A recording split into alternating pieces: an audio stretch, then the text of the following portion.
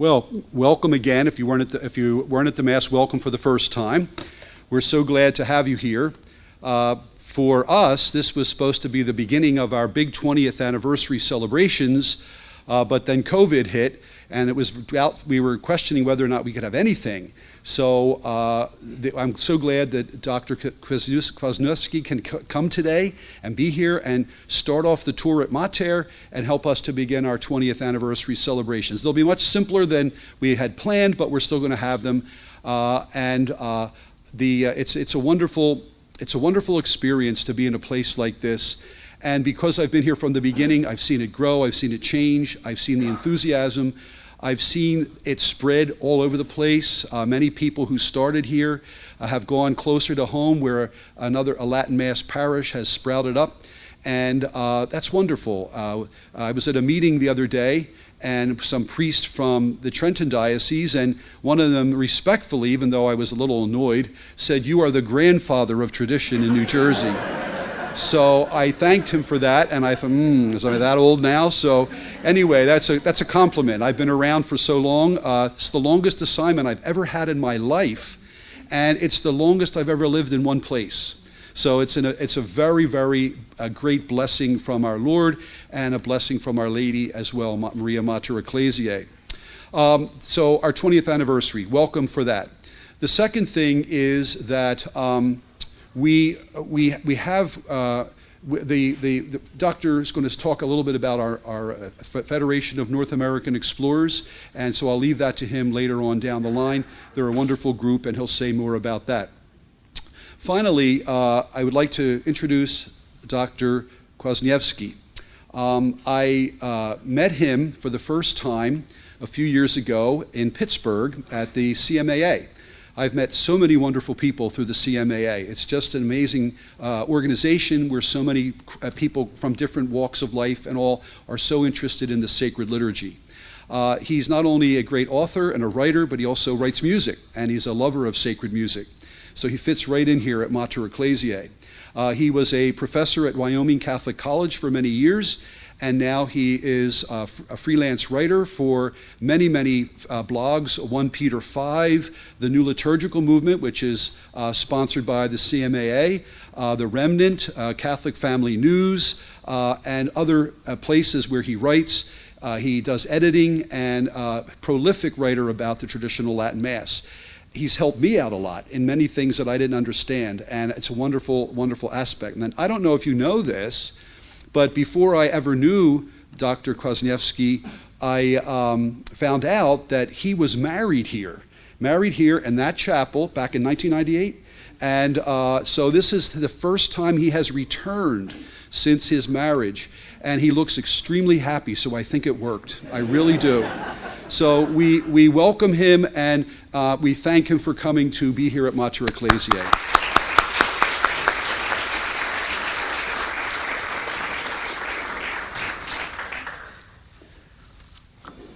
Thank you very much for that warm introduction. It is very good to come back to the chapel where you were married. I've lived so far away, it hasn't been possible to do it. I was living in Europe for a while, and then in Wyoming, so now I'm back to New Jersey. I grew up in New Jersey, actually, Madison, New Jersey, up north. So the title of my talk today is The Power of Non-Verbal Language to Communicate the Ineffable. I like to use the word ineffable as often as possible because it was excluded from the last translation of the Novus Ordo Missae as too difficult for people to understand. So I have to get it in there, and gibbet too is another one I like to use. But in an article charmingly entitled, "Oh No, I've Become a Trad," Neil Addison tells readers of Mass of Ages, the magazine of the Latin Mass Society of England and Wales, about his and his wife's unexpected return after a period of over 4 decades to the Mass of their childhood. He writes of his first re-encounter with a high Mass, quote, "It would be wonderful but inaccurate to say that attending that Mass was a road to Damascus, wow, this is what I've been looking for moment. But the reality was that we simply decided it was sort of nice, and we could maybe go back occasionally just to see how this experiment was working. What we hadn't banked on was that the Latin Mass is subtly seductive. You think a little won't affect you, and suddenly you're going regularly. In many respects, the Latin Mass is easier than the English Mass, where I can sometimes feel I am being lectured at the entire time. With the traditional Mass, I simply have the chance to be present at a sacred event and time to pray." Unquote. I'm sure many of you can relate to what Mr. Addison is talking about. There are two things that leap out to me in his testimony. First, he calls the Latin Mass subtly seductive. He's right, but why is he right? What is it about the old liturgy that works in a subtle way to draw us into the act of worship? Second, he talks about the paradox of the old liturgy being somehow easier than the new one, in spite of the fact that the whole Catholic world was turned upside down in the 1960s in order to make the Mass more accessible, as the experts said. But accessibility turned into vernacular verbosity, and that causes everyone to be bored and to forget about God, about prayer to God. There are many reasons why the Latin Mass is so effective at what it does, so effective in communicating that which can never be put into fully comprehensible human words. When I say communicate, I mean it in the old-fashioned sense, entering into communion with, as when we talk of Catholics communicating at Mass, meaning receiving the Lord. For this is the crucial thing, not hearing talk about God, but meeting God, seeing him, tasting him. In my talk today, I will explore one of the most important aspects of the traditional Latin Mass, the dominance and power of what I'm going to call nonverbal language. I think it's fair to say that the classic Latin Mass, whether we're speaking of a low Mass, a high Mass, a solemn high Mass, or a pontifical Mass, is characterized by a sacred atmosphere, a prayer-saturated environment that helps us to quiet down and connect with God. What is it that creates this atmosphere? I'm going to talk about two things, visual orientation and sonic orientation. Imagine a person with no knowledge of the Catholic faith, or perhaps even of Christianity, deciding out of curiosity to step from a bright sunlit street into a church or chapel. As his eyes adjust, he sees a number of faithful dotted here and there in the pews, kneeling and looking ahead.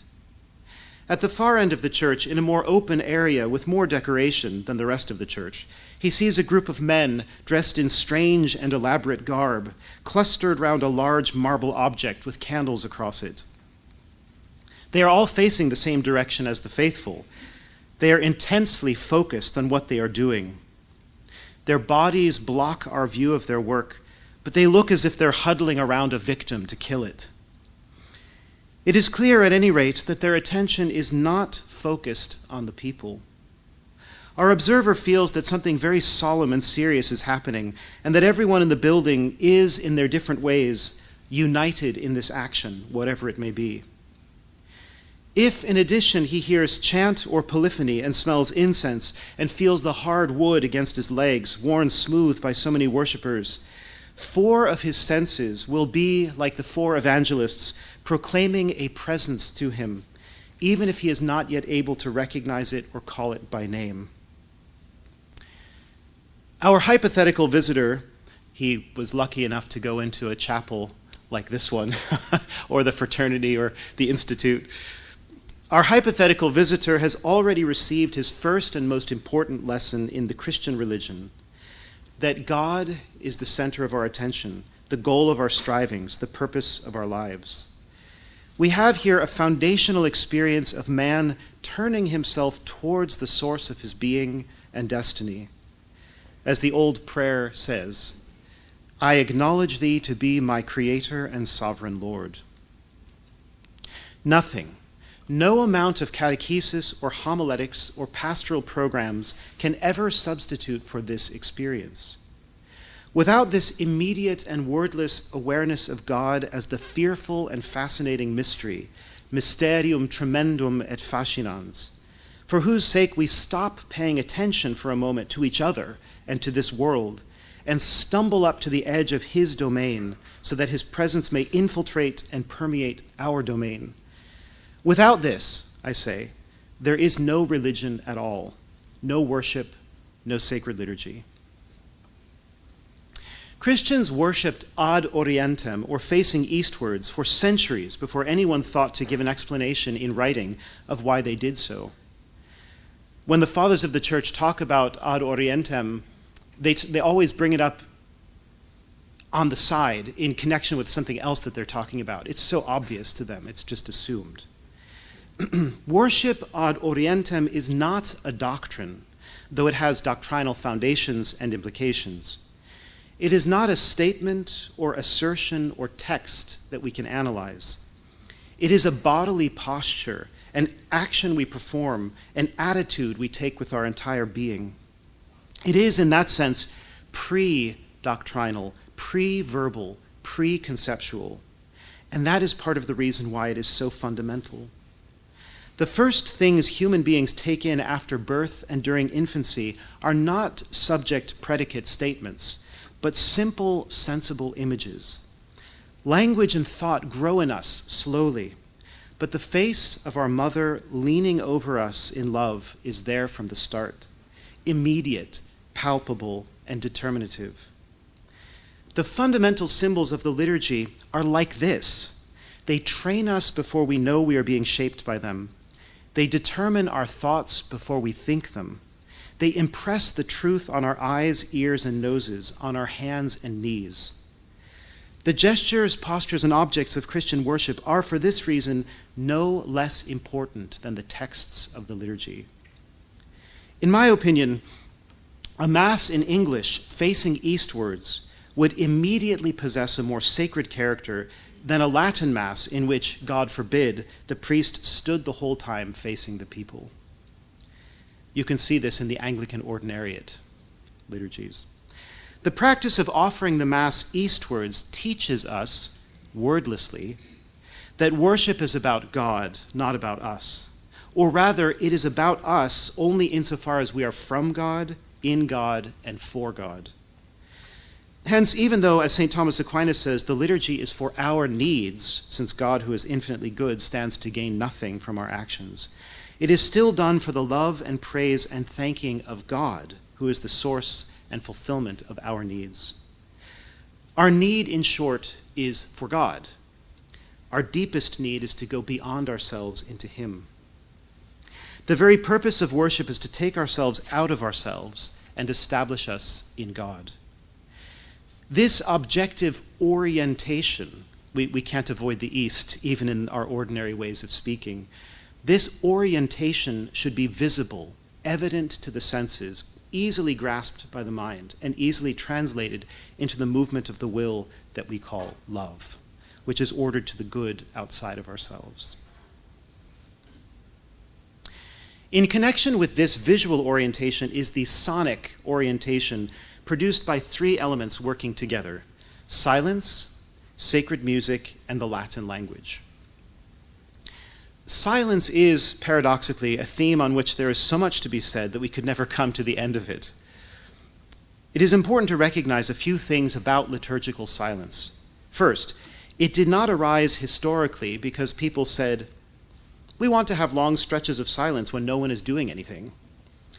Sitting around in a group and doing nothing has never been a part of Christian worship.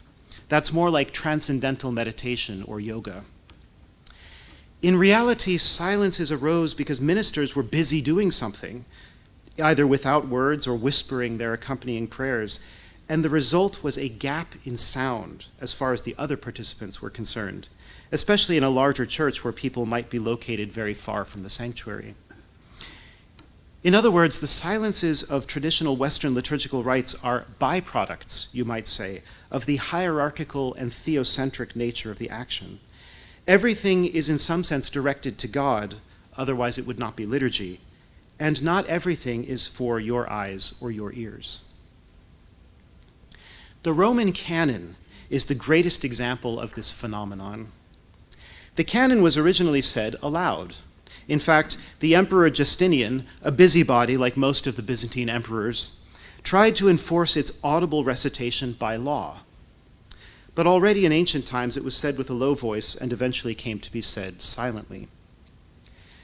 At the most solemn moment of the liturgy, when the words of the priest bring the all-sufficient sacrifice of Christ into our midst, or rather, bring us to the glorified Christ reigning in heaven, it seemed highly fitting that the priest should whisper it rather than recite it or sing it aloud. I am reminded of the words of Cardinal Robert Sarah. Quote, "Before God's majesty we lose our words. Who would dare to speak up before the Almighty? To refuse this silence filled with confident awe and adoration is to refuse God the freedom to capture us by his love and his presence." Unquote. In like manner, Joseph Ratzinger said, quote, "We respond by singing and praying to the God who addresses us, but the greater mystery, surpassing all words, summons us to silence." Unquote. There is a psychological paradox at work here. That which is silent is, in fact, louder to the ear of the heart than that which falls upon the eardrum, in the same way that we tend to notice when something is missing from a certain spot rather than when things are present where they usually are. To put it as simply as possible, when everything is visible, nothing is seen. When everything is audible, nothing is heard. The coming to be of the silent word is accentuated by the going away of organized sound. The real presence is accentuated by the real absence. Silence is the golden setting for the jewel of mystery. At least in the Western tradition as it has developed over the past 2,000 years, lack of silence indicates lack of mystery. In a parish run by Father Robert Paisley, chaplain of the Church Music Association of America, I hardly need to tell you that the liturgy is inherently musical as well. We sometimes forget this due to the popularity of the Low Mass, which began as a private devotion for monastic priests and for the fulfillment of Mass intentions for the living and the dead, and eventually spread to parishes because of its convenience for workdays and for Sundays with multiple Masses to accommodate overflow crowds. But the Church's liturgical rites, above all the Mass and the Divine Office, originated in singing, and for their full expression and impressiveness are meant to be sung. The Mass did not start as a bunch of spoken prayers with music being added on later as an ornament.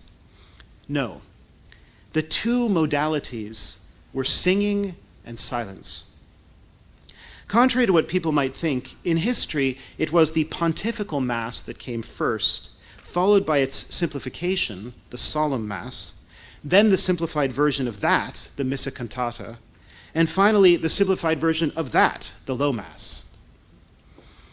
Singing is a heightened form of expression, conveying dignity, seriousness, joy, exultation, and carrying with it a peculiar emotional effect that goes beyond the semantic content of the words. In a uniquely powerful way, Gregorian chant, the music native to the Roman Rite, is words with wings, born of a deep savoring of the Word of God, in harmony with divine beauty, and capable of lifting the mind and heart to the threshold of eternity. With its unsurpassed variety of modal melodies and its unmetered free rhythm, this chant, instantly recognizable as sacred music, poignantly signals that we are in the presence of God and are there to offer him the incense of our lips and hearts. Pope Leo XIII says, quote, "There resides within Gregorian chant a great strength and a wonderful sweetness mixed with gravity, all of which readily stirs up religious feelings in the soul and nourishes beneficial thoughts just when they are needed." Unquote.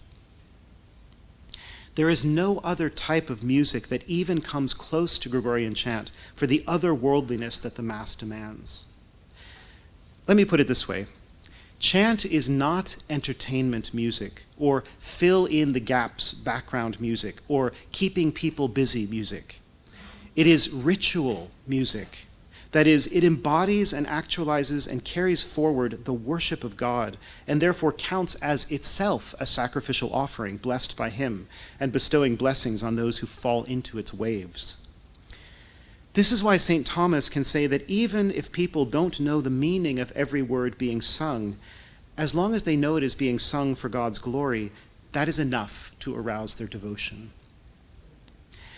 After singing and listening to chant for many years, I find melodies and words coming back to me at odd hours of the day and night, reminding me of God and of my heavenly fatherland. This music puts down deep roots in the soul. When we hear it start up in church, the very sound of it calls us to prayerful attention. In that way, I would argue that Gregorian chant is a fine example of non-verbal language, since there is so much more going on with it than mere words. At least the non-verbal aspects of it are the powerful side that I'm looking at. Ritual silence partners with ritual music to form a supernatural wildlife refuge for Christians endangered by the pollution of noise, chatter, ugliness, and disordered passions. It might seem odd to bring up Latin in a talk that's supposed to be about nonverbal language, but the reality is that a language is much more than a collection of exchangeable tokens for the immediate transferal of information. In his masterful book on the history, form, and theology of the traditional Latin Mass, Mikhail Fiedrowicz writes, and no one has ever said it better, quote, "If sacred languages existed in numerous cultures and almost all epochs of history, and still continue to exist, this fact is an expression of a fundamental human need. In the background stands a particular religious experience that shapes and changes speech and language. It is the experience of something supernatural, divine, transcendent, and wholly other, to which man seeks to respond by using a language that differentiates itself from the form of everyday speech by means of a sacred stylization. Here lies the origin of the so-called hieratic or priestly languages. Far from creating a language barrier, the sacred language calls to mind that religion has something else to say to man. The sacred language prevents man from dragging the divine down to his own level, and instead lifts man up to the divine, which it does not, however, reveal and expose completely to the human understanding, but instead indicates as a mystery." I'm still quoting from Fiedrowicz here. Insofar as the sacred language in the liturgy is primarily directed toward God, it does not especially aim at imparting information in the sense of human communication.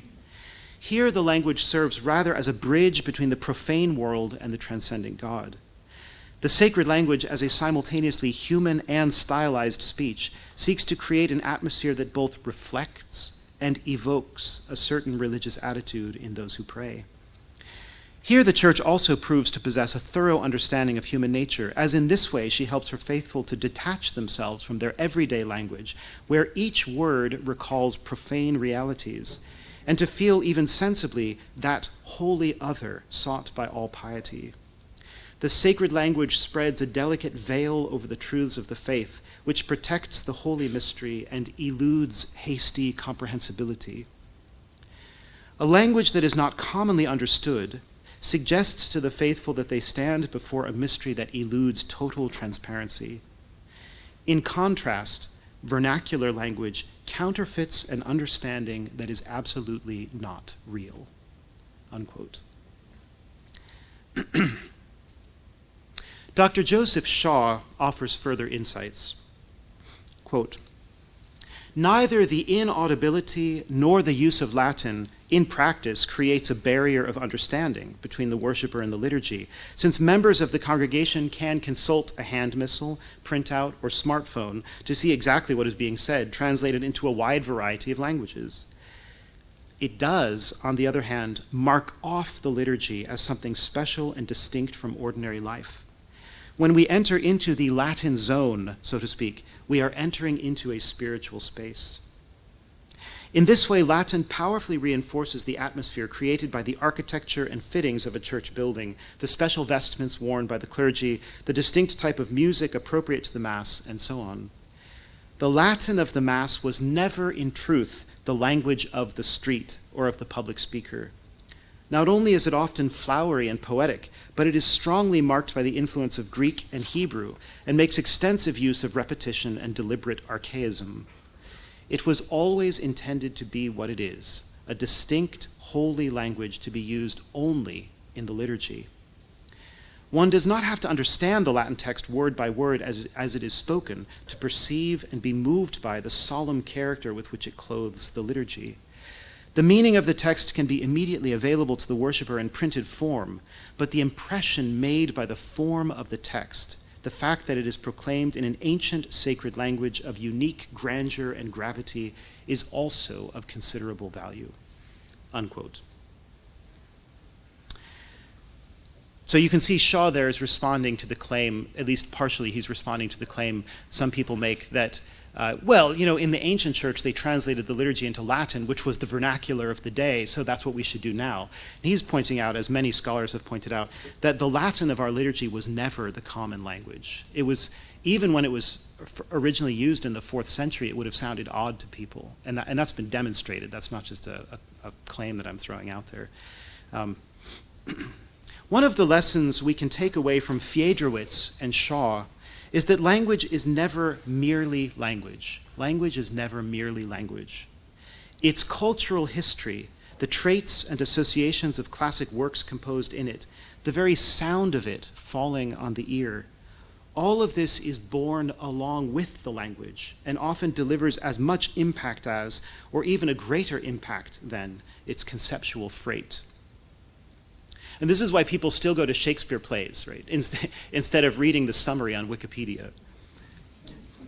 I know that for me personally, the moment I hear "In nomine Patris et Filii et Spiritus Sancti, Amen, intro ibo ad altari Dei," I am immediately placed in a different zone. It's almost like when the angel takes up the prophet Habakkuk by the hair of his head and carries him off to Babylon.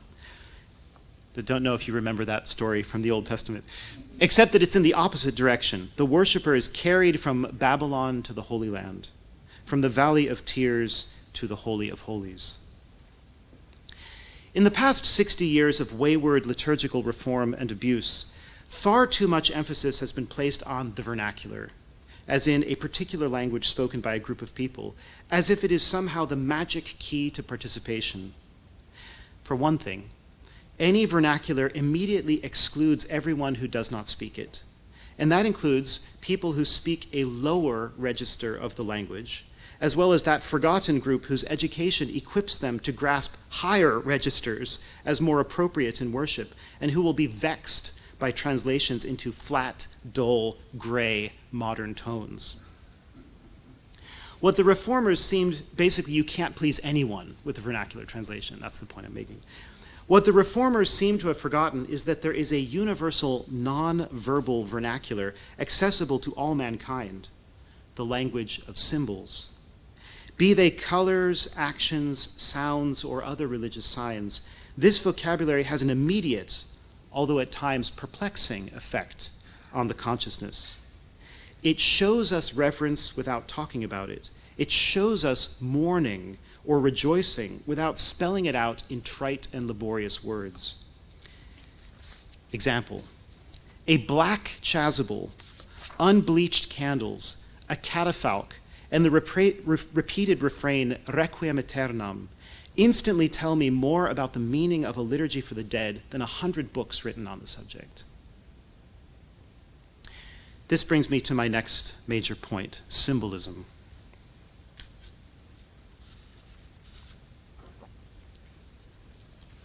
I'll enter into this topic by making a general point. Nothing in the liturgy is ever merely practical or utilitarian. Everything is symbolic. If clergy process to the altar solemnly or casually, it's not as if the solemn entrance is symbolic, but the casual one isn't. Both of them are, but they signify different and contrary truths. If the clergy wear an elaborate vestment or a plain polyester drape, each is symbolic. If they speak in an ancient hieratic tongue or a modern vernacular, that's symbolic too. And likewise, if one speaks in a natural voice, and the other uses a microphone. I think microphones are great for lectures, but not in church, not for the altar. If they face eastwards with the people or face westwards over against the people, both are symbolic. If we are singing medieval plain chant or a folksy refrain from the 70s, that is unquestionably symbolic. As rational animals, which also means social and liturgical animals, human beings are not just wielders of tools, they are weavers of symbols. What we do and how we do it carries significance. It cannot be otherwise. When we act ceremonially in a church, we signify who we are, who we believe God to be, and how we construe the relationship. Once again, I'd like to quote a first-person testimonial, this time from an old college friend of mine who, like me, spent many years in the so-called Reform of the Reform camp, and who, like me, has crossed over to the ravishing beauty and thundering orthodoxy of the Church's traditional rites. A former teacher of ours had complained about a Latin Mass he'd attended. My friend wrote in reply, quote, "I'm sorry to hear that you felt bewildered at the old Mass. I felt that way when I first started going as well. Many things were foreign, but I decided to let the rite just be itself. After all, it developed naturally over the course of centuries, so it must have something going for it. I have to admit, it took some adjustment.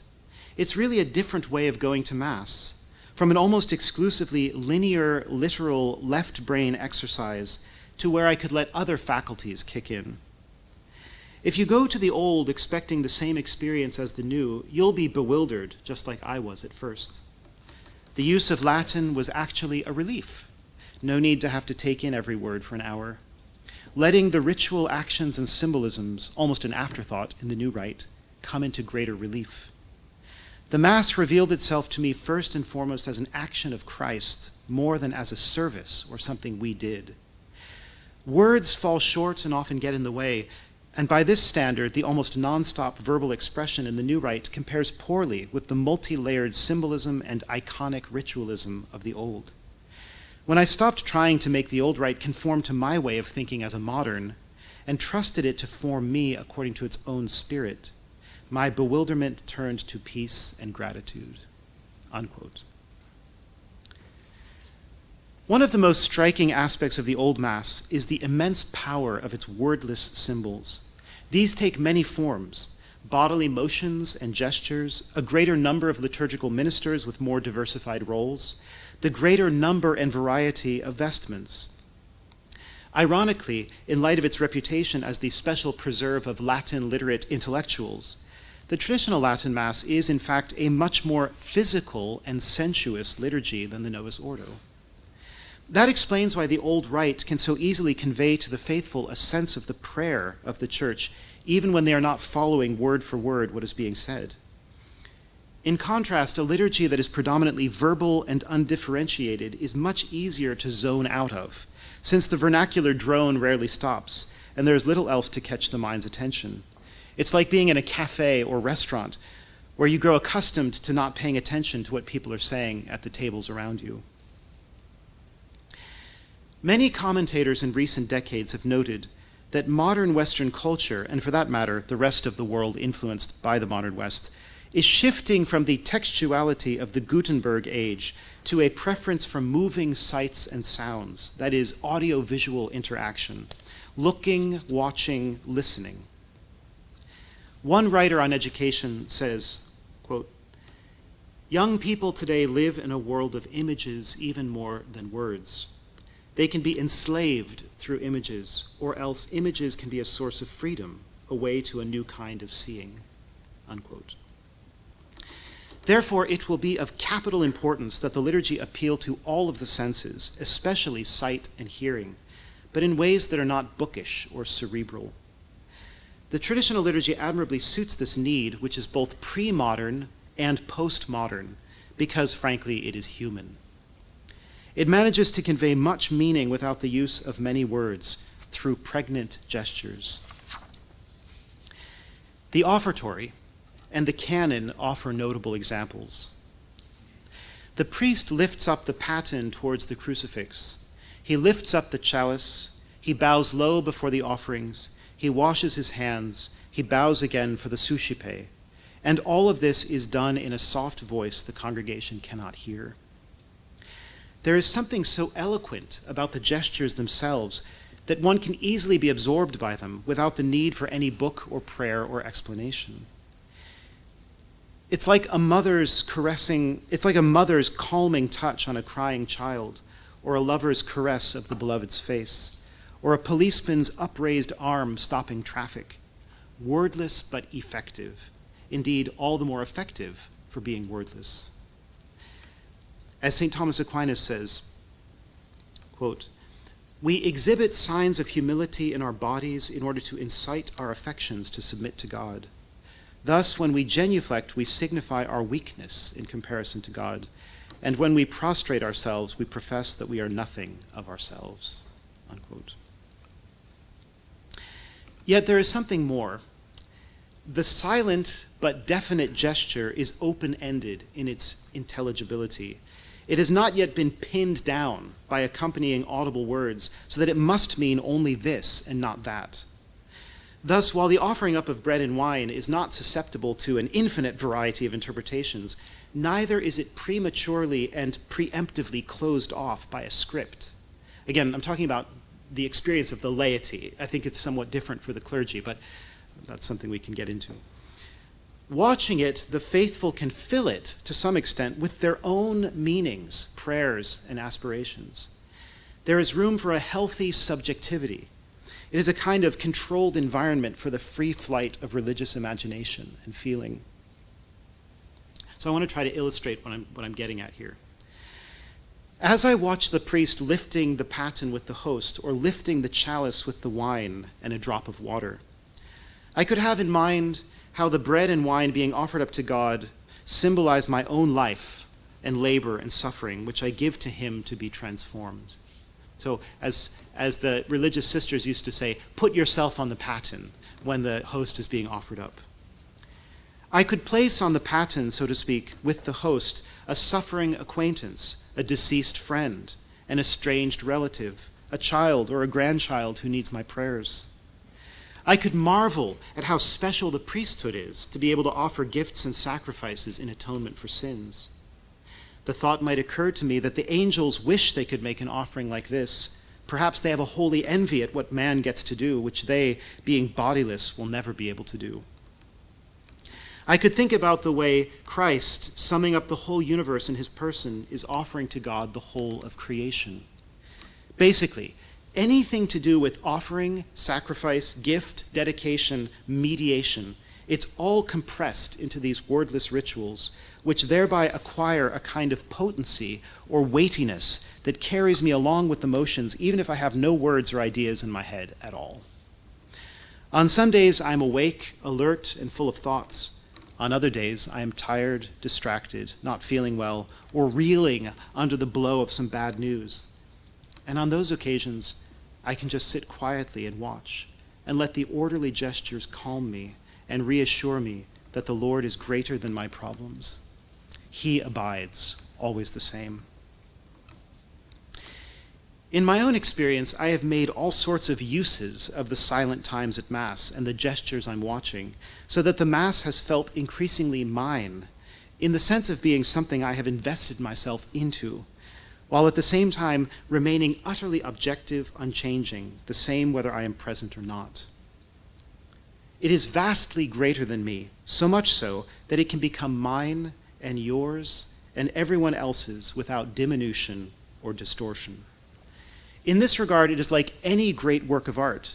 In point of fact, it is the greatest work of art in Western civilization. Like any great work of art, the possibilities of subjective engagement are nearly endless, but the work of art remains exactly what it is, pre-existing us and probably surviving long after we are gone. Pondering all this has helped me to understand why I always feel such a sense of spacious freedom at the traditional Latin Mass, and why in the years of my life when I was still attending the Novus Ordo, I came to feel imposed upon and pushed around by it, like a refractory child in the hands of an imposing schoolteacher. The classical Roman rite is so dense with layers of fixed prayers and regimented actions that it has a kind of inevitability about it, like a natural process. It moves along like a purling river or a soaring bird. Watching the priest go through the offertory and the canon, or watching the servers pass by, weave around, genuflect, and bow, is almost the same psychological experience of meditative peace as watching the river ripple past or the bird float in the blue vault of heaven. Today's fashionable lingo might apply the word Zen to my description, and yet the Mass is anything but an attempt at canceling oneself out into a cosmic oneness or nothingness. We are still bound to a particular apostolic rite suffused with Christian meaning, so our meditation invariably circles around and leads us back into the mysteries of the life, death, and resurrection of Christ, and the glorification of the one true God, Father, Son, and Holy Spirit. We will see the same thing if we look at the hundreds of symbolic actions and items used in the traditional liturgies of the Church, East or West. During the Latin Mass, the priest makes many bows, many genuflections, many kisses of the altar, and many motions with his hands. He frequently makes the sign of the cross upon himself and upon other objects on or around the altar. He moves from place to place with a studied step and a definite destination. All of these things are done for a reason. We can trace their historical origins and development. We can identify their practical purpose or spiritual significance. But these symbols are open-ended. They not only allow for, they positively encourage the faithful to see meaning in them, to invest them with meaning, as occurred in the flourishing of allegorical explanations of the Mass, which flourished in the Middle Ages and were bitterly deplored by liturgical reformers. Yet even subjective or arbitrary interpretations can be essentially in harmony with the objective referent, as meditating on the mysteries of the Rosary is essentially in harmony with the representation of the same mysteries in the Mass. It is like St. Augustine's rule for Scripture. Any interpretation or application that is not contrary to the Church's faith or to the sovereign rule of charity is legitimate, indeed, was already known to God from all eternity. This ancient medieval exegetical freedom, exercised on the traditional rites given to us by the same ancient and medieval Church, has very, very often led me to notable breakthroughs in my understanding of the faith and how to live my life. The Old Liturgy has accumulated so many features over the centuries that, like a vast rambling mansion that seems never to run out of rooms, closets, attics, passageways, gardens, fields, or forests to explore, one really never sees it all or gets to the bottom of it. The Old Liturgy has a quasi-infinite number of hooks on which we can hang our thoughts and feelings. So, what's the upshot of all this? Do not be afraid to attach personal meanings to ministers, objects, or actions, or to adopt the allegorical meanings given in devotional literature and methods of hearing the Mass, if they help you to pray. One sign of a great work of art is that it makes room for and has the wherewithal to provoke many responses, all more or less closely tied to its own ingredients and drawn back into them. The Mass is the greatest work of art the West has ever known, exceeding all others in its intelligible density and its fertility of cultural power. Reading off spiritual senses from its literal sense is no less natural and fitting than doing the same with the narrative of Israel in the Old Testament. Let me offer a wonderful and beloved example.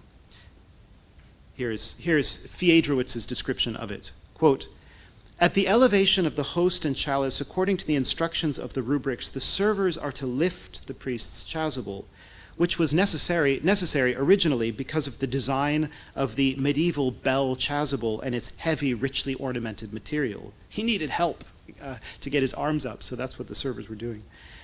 Today, this custom is retained despite modified forms of vestments, not least of all because of its beautiful and symbolic meaning when one recalls the woman with an issue of blood who was healed by touching the hem of Christ's garment, and then sees in this gesture a symbol of the sanctifying power that emanates from the sacrament of the altar." Unquote. Lest you might think I am saying that the traditional Mass is a sort of playground for the daydreaming imagination, I hasten to point out a fundamental truth. The Mass, as it developed over the centuries, always moved in the direction of ever greater coherence between form and content. That is, the ever more perfect expression of what we believe in how we pray. This is the unbreakable link of lex orandi, lex credendi.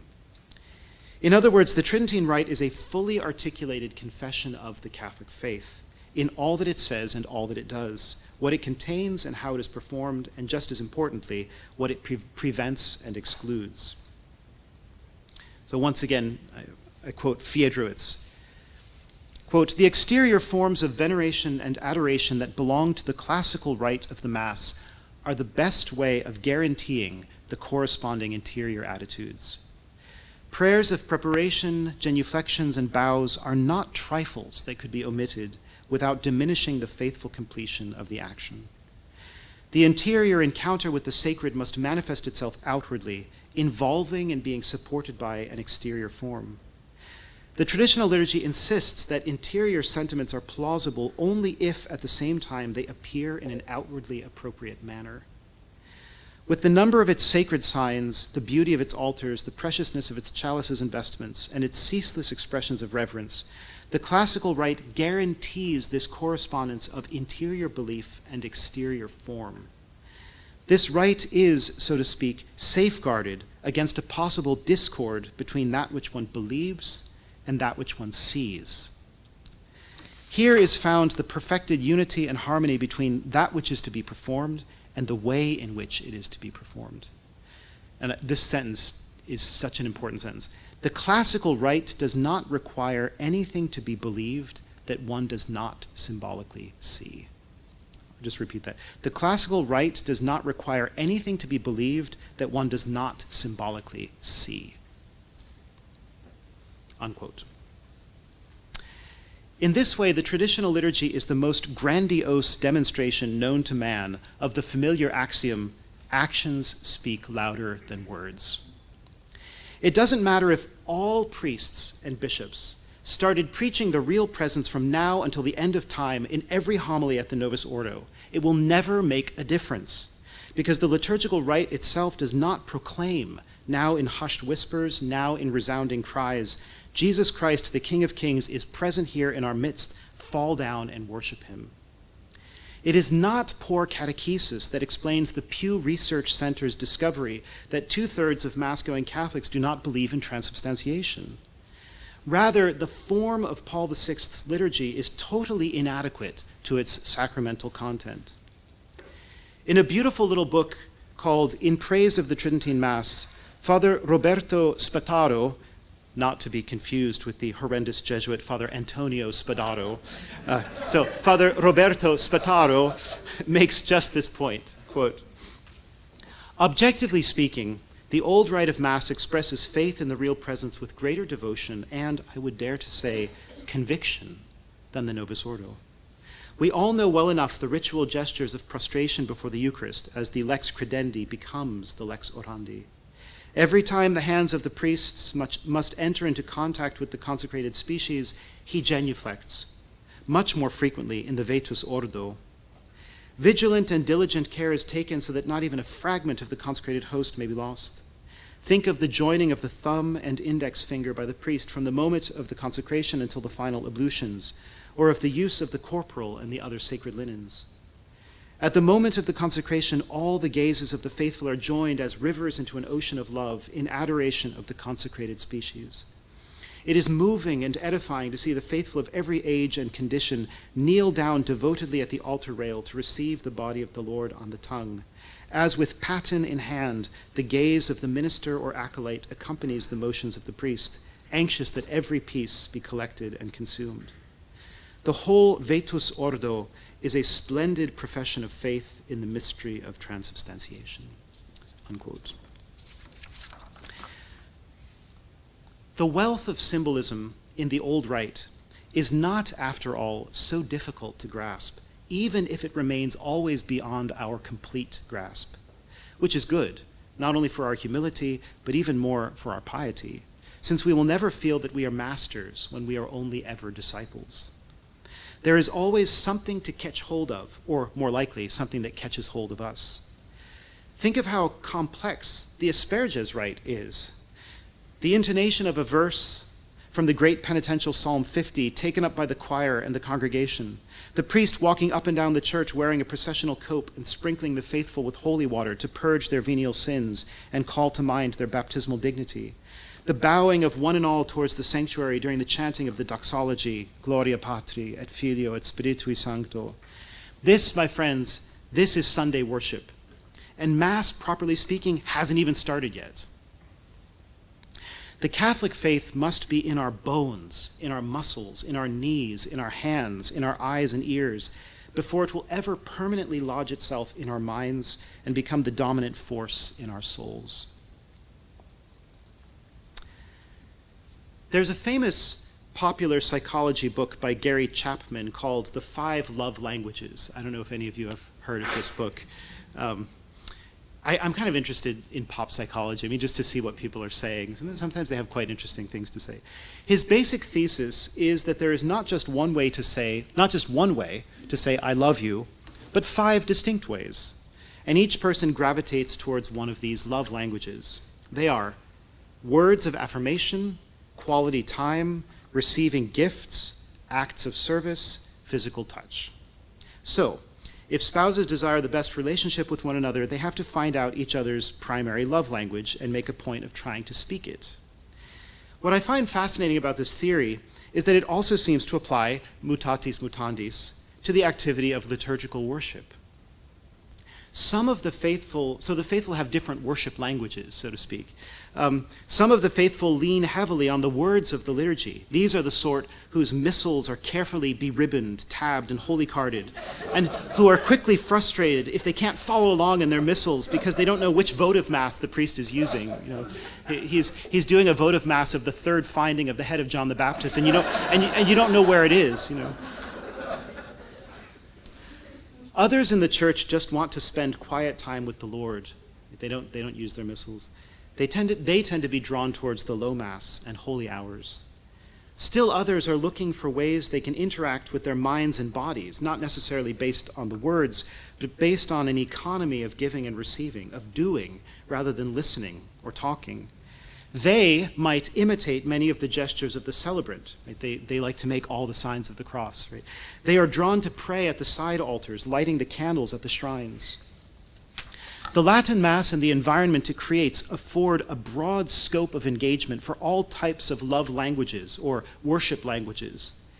It has the words for those who rely on words. It has the silence for those who rely on silence. It has music and pageantry for those who lean on their senses. It has the physical engagement of making signs of the cross, beating the breast, bowing the head, genuflecting, and lots of kneeling. In other words, it speaks all the languages, going well beyond simple communication or the exchange of ideas to the reality of communion. That is, union with the divine present in our midst, but beyond us altogether. The end of worship is not to understand ideas, but to be one with God. Jesus, too, speaks all of the love languages, which is why he gave us our great liturgy in the first place, why he has preserved it for us against the sins of his representatives, and why he continues to give himself to us in the flesh, not only in the spirit. I have argued today that the Old Latin Mass communicates the ineffable, meaning the things of God and God himself, through a powerful non-verbal language or even array of languages. 3 consequences follow from this truth, and this is how I will conclude. First, if I am right to say that the Old Mass speaks a rich language of symbols and that these symbols are there for a reason, we should try to improve our understanding of this language. Although some of it is evident enough, as I was saying, it contains a lot of subtleties. As St. Thomas Aquinas says, the more we know something, the more we are able to love it, and the more we will love it, if it is good and beautiful. The more we know about what goes on in the Mass and the rich prayers that are used, the more fruit we can derive from it. And from there, we can move on to the divine office, right? So there's always more to explore. It pleases me to be able to say that there are more and better resources now available on the traditional Latin sacramental rites than ever before. And I mean that. I'm including the 40s and 50s. In my talk, I quoted Mikhail Fiedrowicz's The Traditional Mass, History, Form, and Theology of the Classical Roman Rite. That is an incredible book. I mean, it's a pretty in-depth book, but if you really want to get into, well, the history, form, and theology of the Tridentine Mass, there's not a better book that's ever been written. It just came out less than half a year ago. There is Father James Jackson's book, which probably many of you have seen, Nothing Superfluous, an explanation of the symbolism of the rite of St. Gregory the Great. I have copies of my two most recent books here today. I could list many more titles at every level or type of readership, for priests and religious, for parents, for children of all ages, for young adults. A heritage does not automatically defend itself or explain itself.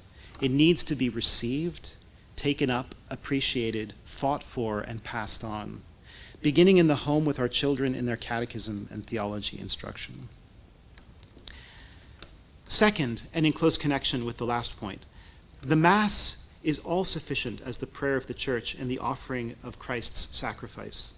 But it is not all sufficient for doing the work that each individual baptized Christian must do for himself, and that only he can do, namely, to come to Mass with the right spirit or disposition. Although God can and does perform miracles of conversion, in the normal course, he expects adults to cultivate the Spirit in themselves through daily personal prayer, Catholic family customs, good catechesis, and far more importantly than most people realize, the nourishing of children's imaginations with good art, good music, good stories, including but not limited to stories of saints, and poetry. As an educator who, for the most part, follows John Senior's philosophy, I can't emphasize enough that at least half of the battle for the souls of our children is a battle for the purity, nobility, and conformity to nature of their imaginations and memories. That's the soil, so to speak, in which the traditional liturgy is planted. Finally, if someone were to ask, what is the single most important thing we can be doing as Catholics right now to respond to the crisis in the Church and to contribute to its healing? I would say without hesitation, in the words of Father Roberto Spataro, quote, "Let us take care that celebrations of the Vetus Ordo are regular and dignified. They speak for themselves. They strike and attract those whom we invite to it." Unquote.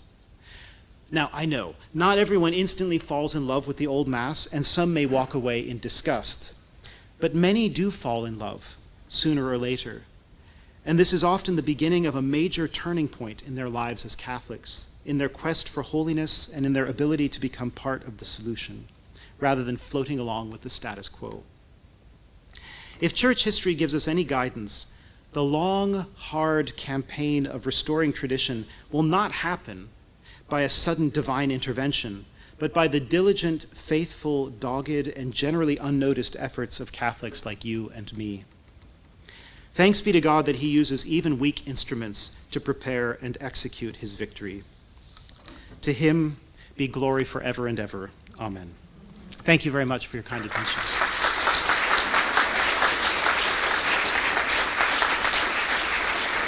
Do you want to have a little break before then? So we have an opportunity now for questions. They don't have to be limited to the talk. They can be about anything, really. We have a microphone, so we'll take it around to you for the questions.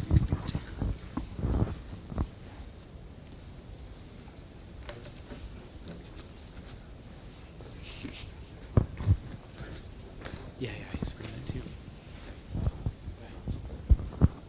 Great talk, Peter.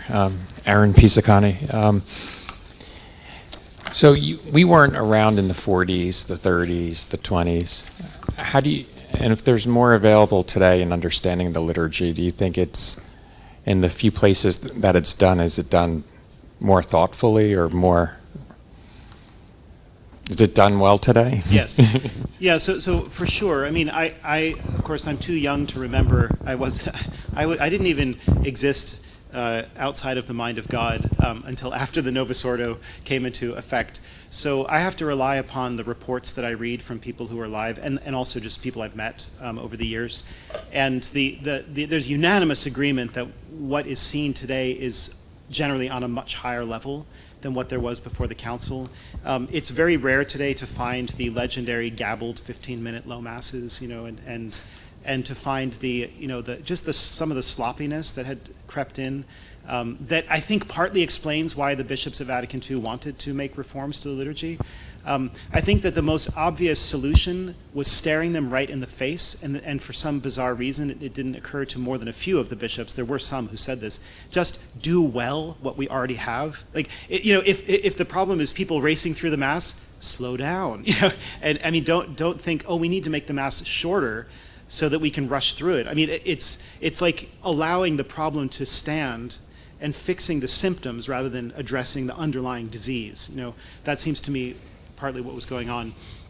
On the other hand, I think that people too quickly say, oh, things must have been bad in the 50s to lead to the crisis that happened in the 60s. And I think that that's not entirely true, because there were great things happening in the 50s. I mean, there certainly in terms of like the High Mass and the Solemn Mass coming back and reestablishing themselves, and Gregorian chant being taught to hundreds of thousands of children, we could have kept doing those things. We had strengths to build on, and they were thrown out the window largely because of this whirlwind spirit of aggiornamento, of catching up to the modern world, which to me is a sheer absurdity. I mean, why would you want to catch up to a modern world that had produced fascism, communism, 2 world wars, and the sexual revolution kind of came a little bit after the Second Vatican Council, but it seems like the modern world is something that the Church wisely kept her distance from and said, basically take caution with regard to this phenomenon. And at Vatican II, it seemed like the spirit was more, let's learn from the world. Let's let the world teach us how to be better Catholics. And that's been a total disaster. And I think it could have been foreseen as a total disaster. When I say that there are better resources available now, part of what I mean is that many of the classic old works, like Guéranger's Liturgical Year, are still in print. So I'm definitely including older works that are still available. But then there are also new books and new DVDs and new missals and all kinds of things that are more beautiful and more, I just find the materials. I have a big collection, of a big library at home of liturgical books and texts from the past 150 years or so. And I can just see that there's a real renaissance happening today. So.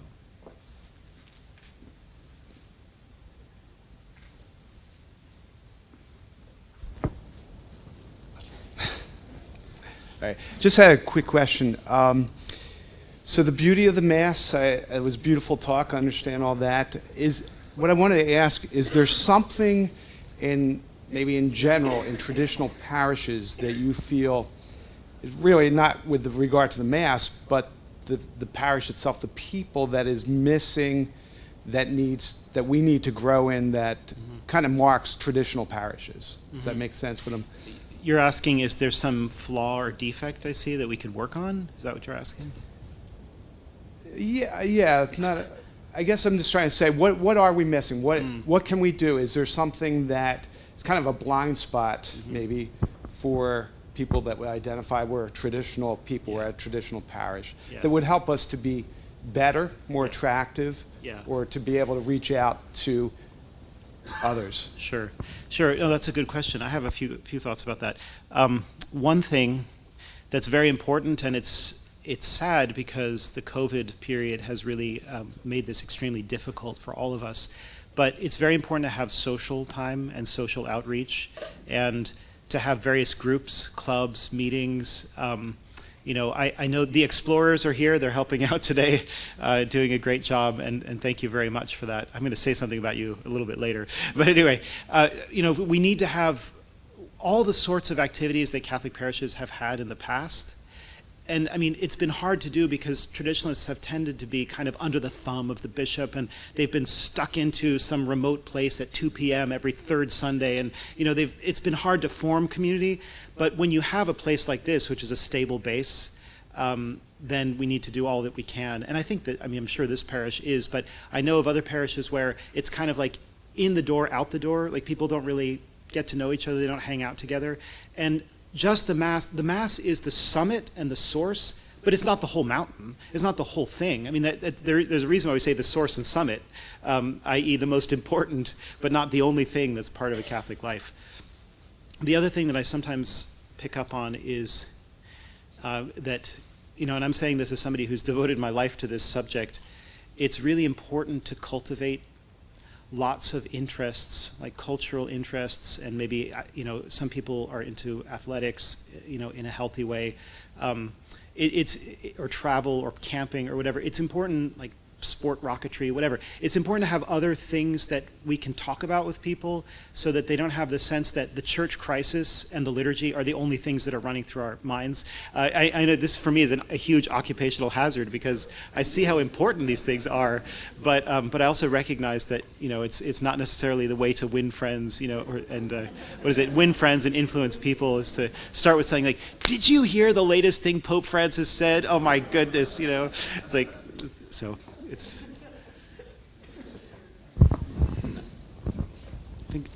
Oh, okay. Hi, excellent talk, very informative. I have a comment and a question.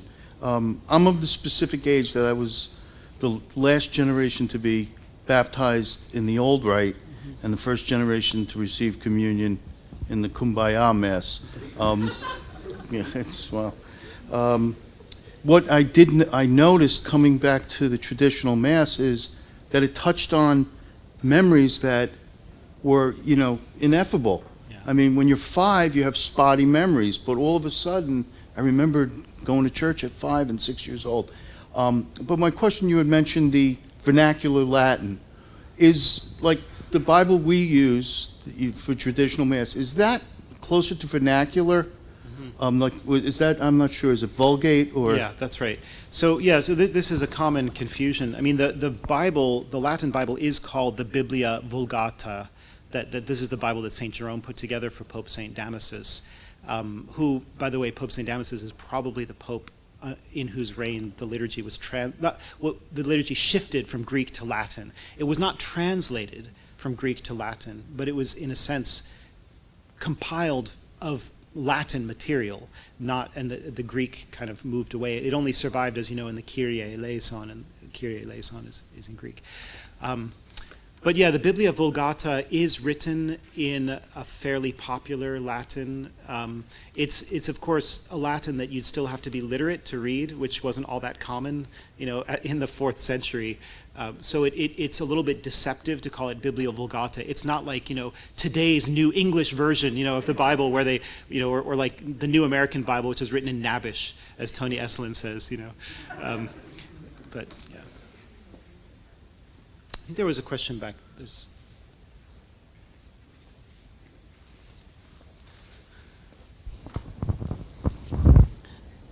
Hello, that was an absolutely extraordinary talk, pardon the pun. An aha moment, a comment, and a question.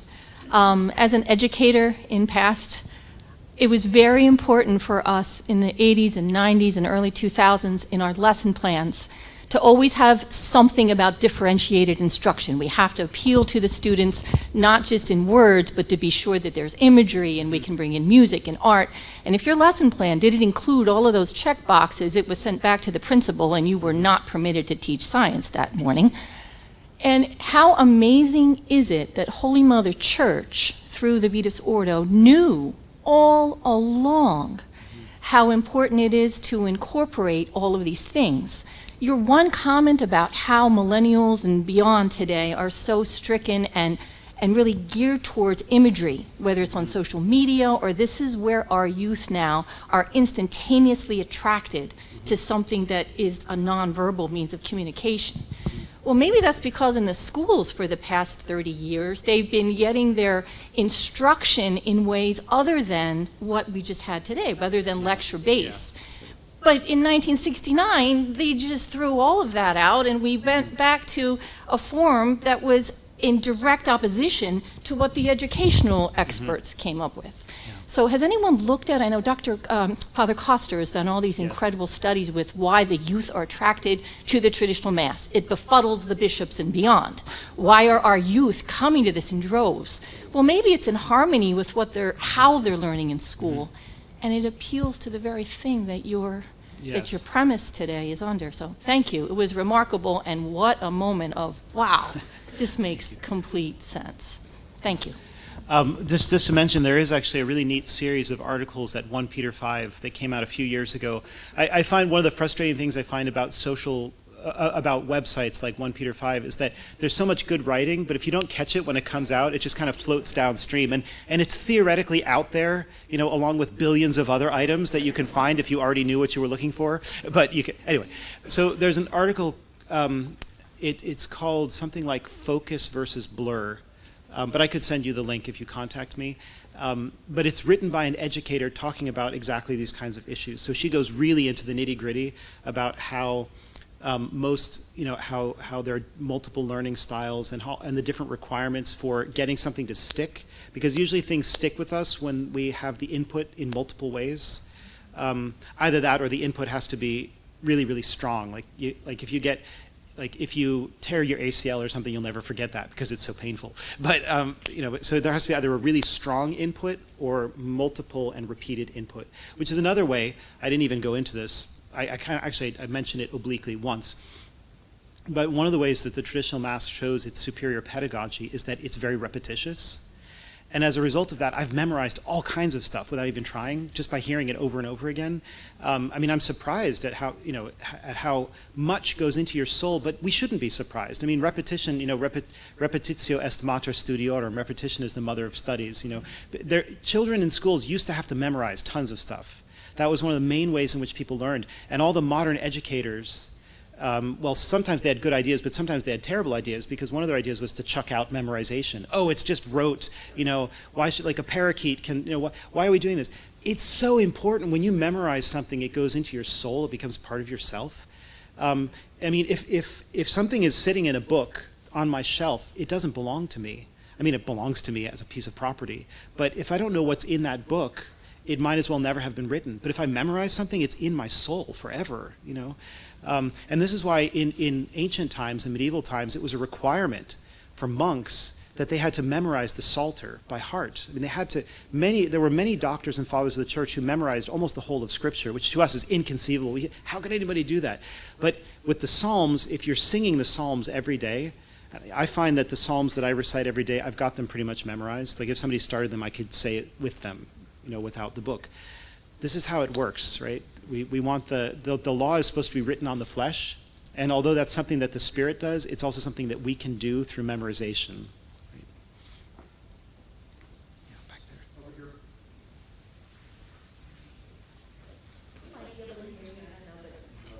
I'll get you. I will get you. I appreciate the name that you have given.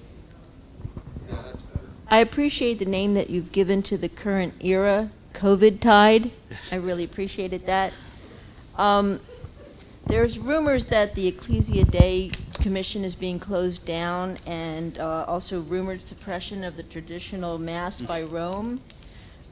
Is it your belief that the traditional movement is a train that has already left the station and is not going back?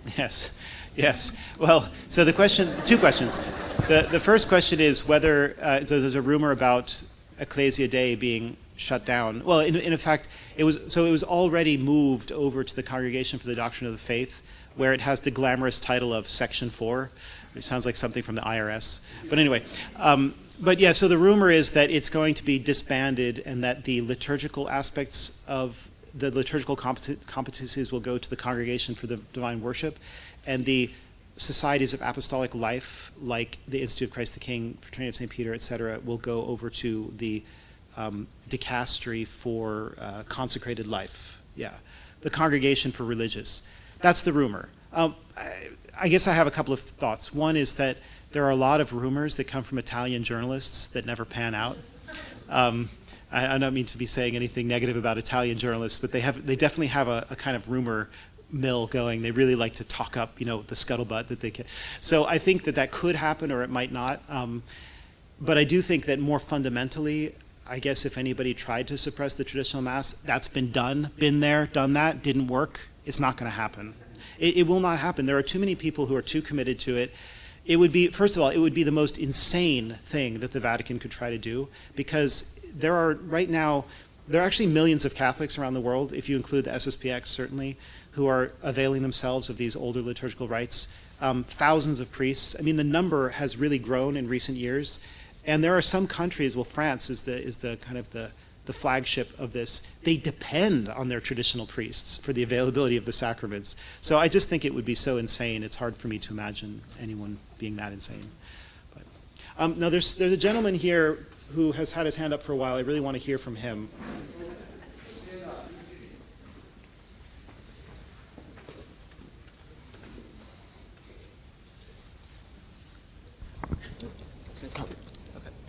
Hi. So I have a particular interest in devotion to local liturgical rites. So back in February for Candlemas, I helped organize a celebration of Vespers according to the Sarum use with the Anglican Ordinariate. What place do you see local uses, like the use of Leon and use of Sarum, in restoring tradition in general in the Church? Yes, great question.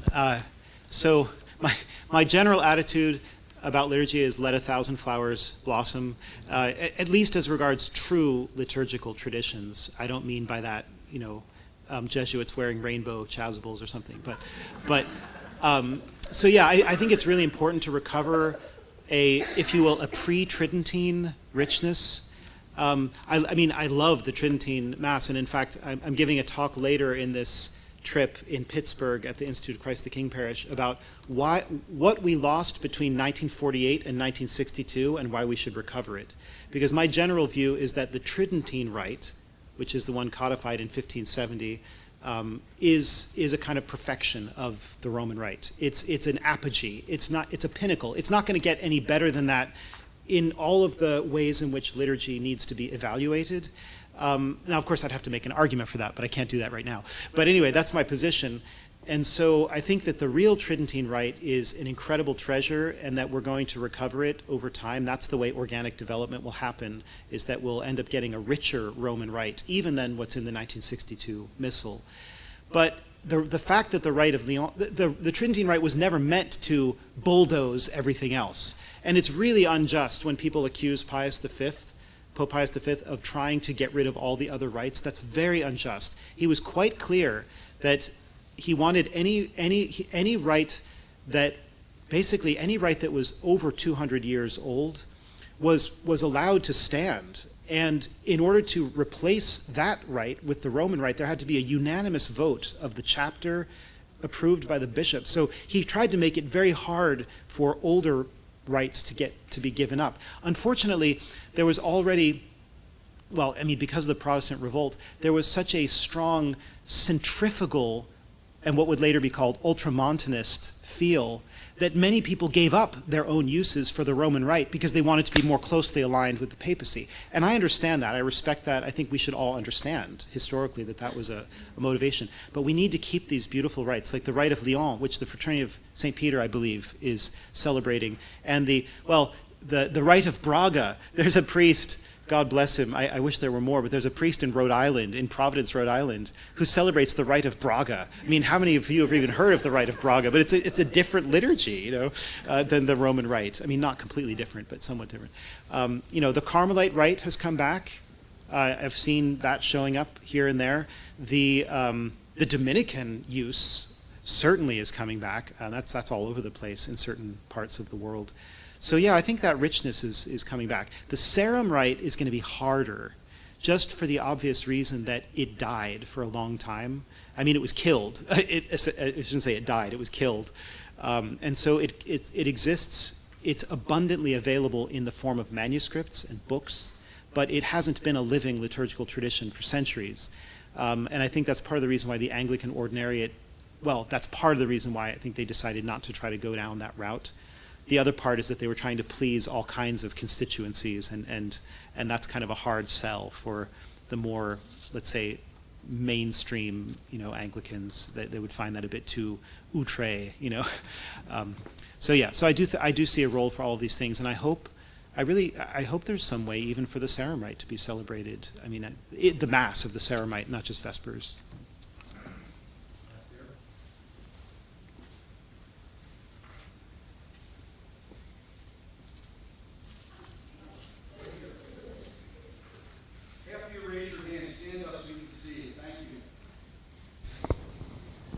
Sorry. Hi, I have two questions.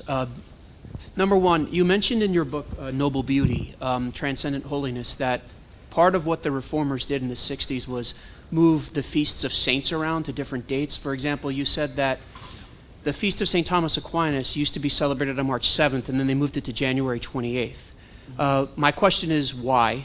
And number two, and I don't know if I'm right about this, but I heard that for centuries, St. Joseph's name was not included in the Roman canon, and apparently one of the pre-conciliar popes, maybe Pius X, wanted to insert his name in, but felt it was not his place to change the Mass as it was. And would that have been a fitting change, in your opinion, because of who he is? And number one, why did they change feast days around? Yeah. Oh, very good questions. So the sanctoral cycle, as it's called, the cycle of saints that we celebrate every year, it is certainly one of the most changeable aspects in the liturgy. That is to say, over the centuries, there have been many different sanctoral calendars, particularly in the first millennium when there was much more local variation. But and that's kind of for obvious reasons. There are so many saints. I mean, we have thousands and thousands of canonized saints. If you just look at the old martyrology, it's a big fat book, right? So there's only going to be a certain number of saints you'll be able to celebrate Mass in honor of. Because each day in the martyrology has 20, 30, 40 saints listed. And the one that's listed first is the one for whom Mass is celebrated, if there is one for whom Mass is celebrated. However, with the 1570 Tridentine codification, the calendar of the Church of Rome, of the papacy in particular, of the papal court, became really dominant. And so there was a strong uniformity whereby most Catholics, most Latin Rite Catholics, were celebrating the same sanctoral cycle. Okay.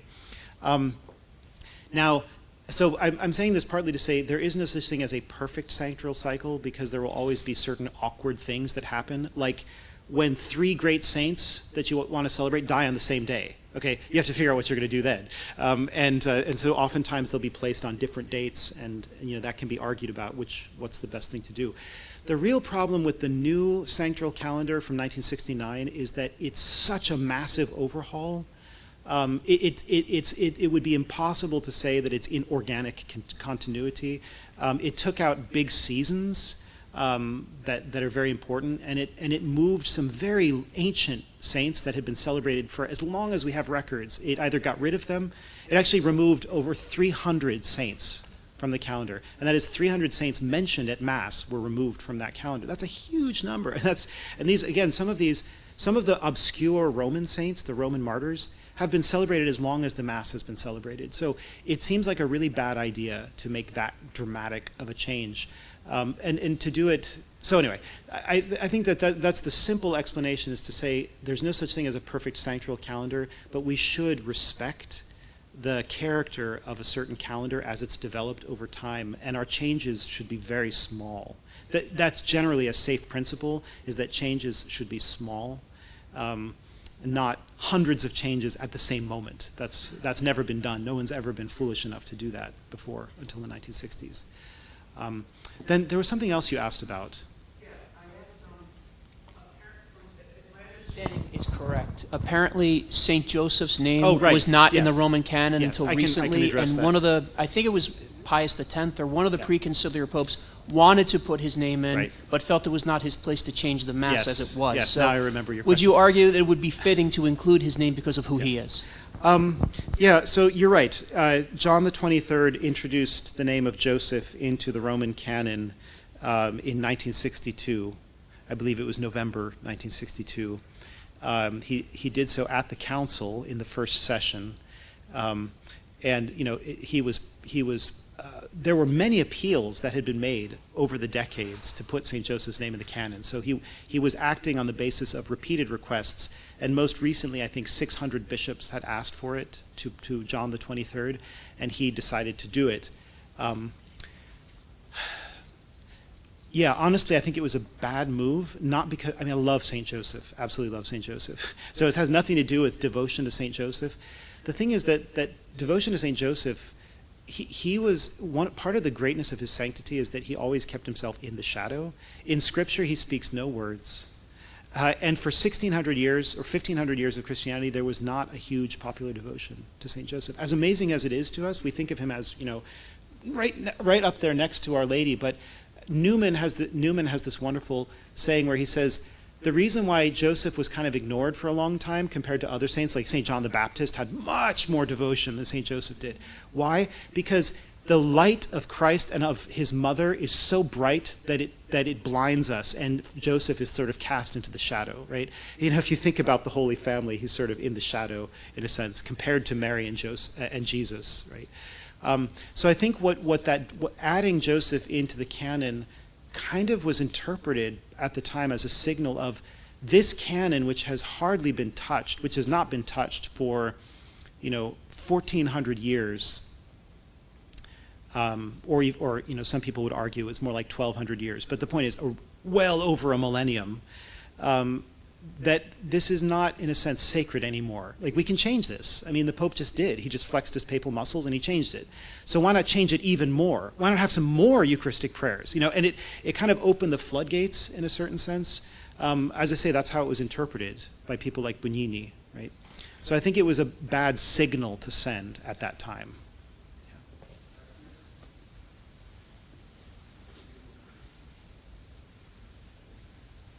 I also have two questions. One is a musical question.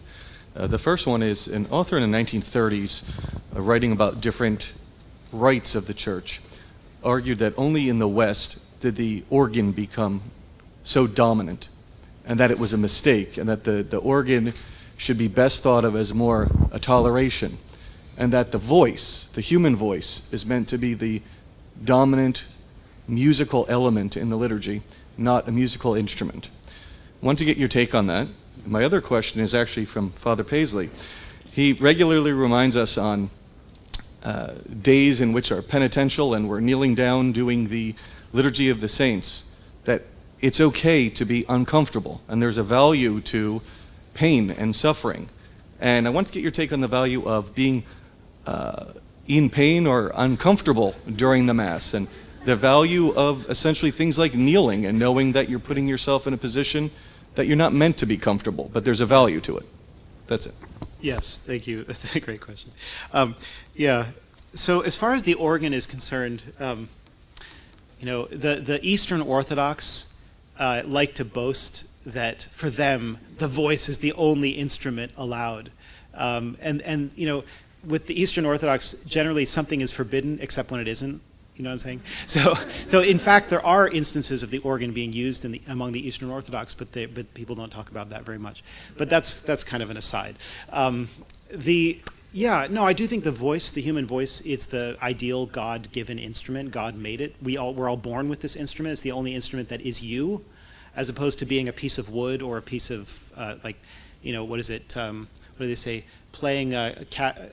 The guts of a cat with the tail of a horse, like the old violins, right? So I mean, all the other instruments we have to manufacture, but the voice is our own, and therefore when we sing, it's you, your song. It's you. Your song is you in a certain sense, in a way that's not true for any other instrument.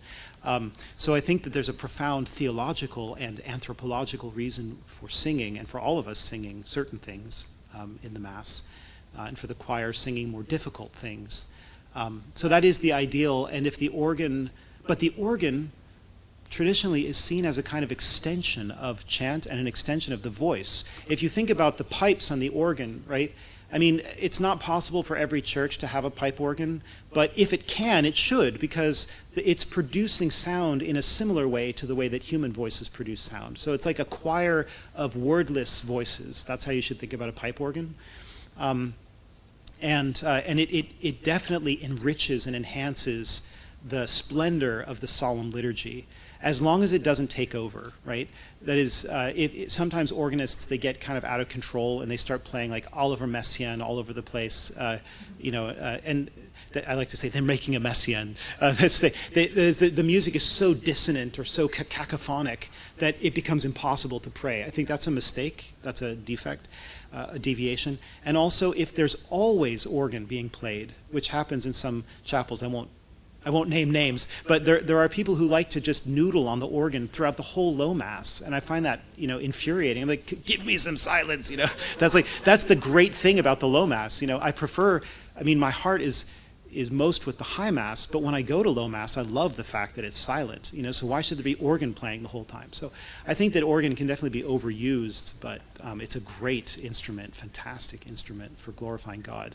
Then you asked about pain. I mean, very simply, pain that's moderate, that is to say, not like wrenching off your finger or something, but pain that's moderate is a good way of reminding ourselves of like what we're doing and why we're doing it. I mean, which is, I think, why there's such a kind of cult of pain with outdoor activities and like people pushing themselves to extremes. They kind of want to feel alive, and I think that obviously that can be distorted, but the liturgy is definitely something we need to be attentive for, and having the kneeler, that kneeler that where you have to make an effort to keep yourself erect for a long period of time. I find that it's like fasting during Lent. It just makes you a stronger person, and it makes you take more seriously what you're doing. We are so overcomfortable as Americans. Like everything's cushioned and air conditioned and everything. We're always we try to get to a state of like perfect painlessness, or even perfect pleasure, which of course is impossible. So I think that it's good to be reminded of kind of the reality of our bodies and the reality of God as the awesome one that we need to suffer a little bit for. Yeah. Pain. I've been a deacon for 22 years and serving the Novus Ordo. And if you want pain, listen to the music in the Novus Ordo for 22 years.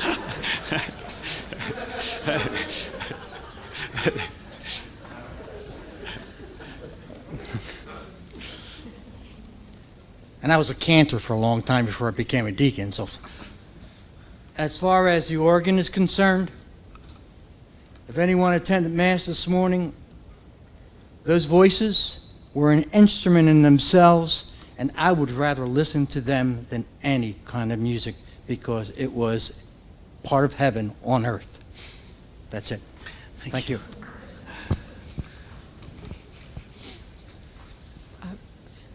First, I wanted to thank you for saying something that I often use because I can't come up with any other thing that makes much sense. When people want to know why the Latin Mass, my answer has always been, for me, I have always found the most room to pray. Mm-hmm. And your talk kind of filled in those gaps. And the other thing is, I'm wondering if you could clear this up. A few years ago, a friend gave me a talk from a professor, I don't recall his name, and in it he was talking and he used the Latin words. Now I tried looking it up during your talk, but I don't know if he said actualis or actuose. It was the difference between active and actual participation, and I often thought that it was, we had always heard the translation being active, but actual seems to make more sense to me. And I was wondering if you could maybe clarify this. Sure. Yeah, no, it's true. So the phrase that the Second Vatican Council used was participatio actuosa, which got translated as active participation. It's not a good translation primarily because the word active in English suggests only one thing, really, which is being busy and doing stuff. That is, somebody kneeling quietly praying doesn't seem to be active, at least as far as familiar English is concerned. So it's a misleading translation. As to what actuosa actually means, I mean, you could say actual if you're trying to get at a broader sense of actuality. Like we have potencies, we have possibilities that need to be actualized. And one of those is for meditation and contemplative prayer. That's a very important potentiality that we have to actualize. So that's part of participatio actuosa. But in fact, the adjective actuosa in Latin, what it really means is it means fully in act, like fully active in every way possible. And what you're getting at there, for example, in ancient Latin, dancers who are sort of fully into the dance are said to be actuosa, right? So I think the idea for me is utilizing all of your human faculties, not just some of them or others. And that's why, for example, I do think it's important, I do defend very much the singing of the Mass Ordinary by the congregation in chant. I think that we should sing it. It's not hard to learn, especially if the music director is wise enough to use the same Mass over and over again for a certain season. Like Mass 11 sorry, I almost said ordinary time, mea culpa. Mass 11 for the Sundays after Pentecost, right? We all get used to it. The parish that I attend, everybody just sings it from memory. They've got it memorized, Little kids, all the way to the old people. I mean, they all have it memorized. So I think that's part of the actuosa. It's not just, I should sit here as still as possible, quiet as a mouse, and never do anything and never move. That's also not using all of your faculties, all of your, all that you have. But it's in a hierarchy. The most important is the interior participation, and then the outward actions should flow from that and reinforce it.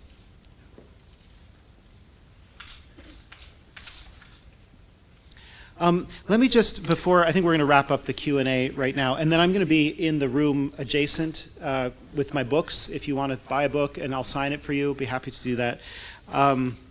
But I did want to mention, just by word of thanks, to the explorers here at the parish.